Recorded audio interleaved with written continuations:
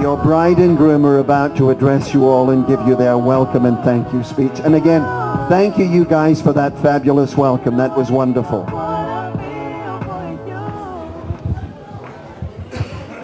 Good evening. There was a little bit of a shock today during the ceremony. I mean, honestly, I really didn't know that I had to say that much. I really thought it was I do. And we planned everything, but I didn't know I was supposed to say all that other stuff. So when it came out, that was the real deal. So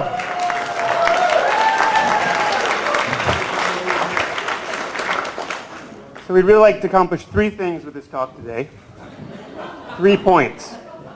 We'd like to welcome our family and friends. We'd like to give you a little insight into our personalities, see a little bit about how we like the hats in the photo booth. We'd also like to talk about just our relationship and how we're such a good team. And I really don't like being the center of attention usually. I'm much more of a wallflower typically. But this was a great opportunity for me to come out of my shell a little bit. To be honest, I really didn't want all this. I was thinking like 5 people from each family on a beach, potentially eloping to the Bellagio. Real simple. But Louisa was very persuasive and sort of got more to a traditional ceremony. We tried to focus on a lot of the fun elements. We focused on what we really valued. And what was key is we didn't want to get lost in the ceiling tool. That bunting over there is called a tool. I learned that during the course of this planning process. And these are the Chiavari chairs. And that is a centerpiece. I did not know this stuff before. I did not care before. But this became a line item in our model. I cared after that. But the point is, I didn't want to be lost. I didn't want this to be lost in the ceiling tool and the Chiavari chairs and the centerpiece. Oh, one last thing. Well, I figured I was learning about all this wedding stuff anyway, right? I mean, learning about stuff going to websites. So I'm like, hey, why don't I start a blog?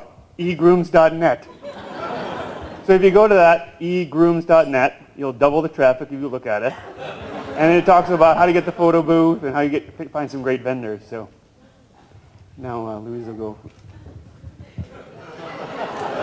So while our plans of having an ad-supported wedding did not materialize, we have been together for 8 years, and for those of you who know both of us, I think you'll agree that we have a really strong partnership on many levels. It's LP001.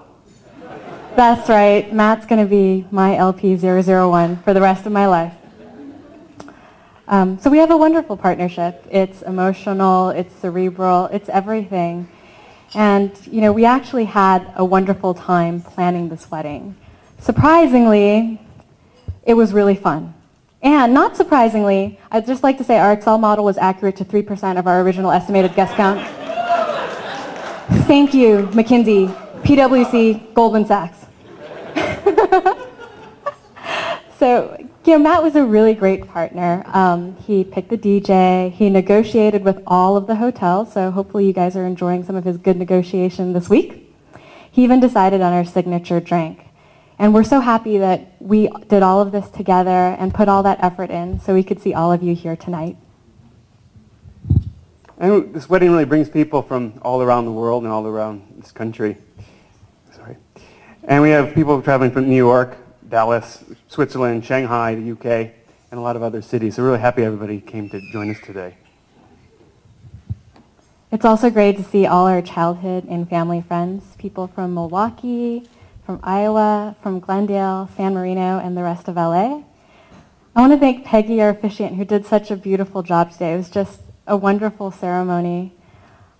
Most of you probably don't know this, but Peggy has been a really close friend of the Thompsons for over 20 years, and her son Dirk is a special friend of Matt's since we were little kids. Another special thank you to somebody who's been part of my life for a long time. I'd like to thank Miss Chris Ty, my best friend forever since the 6th grade, who is my maid of honor today.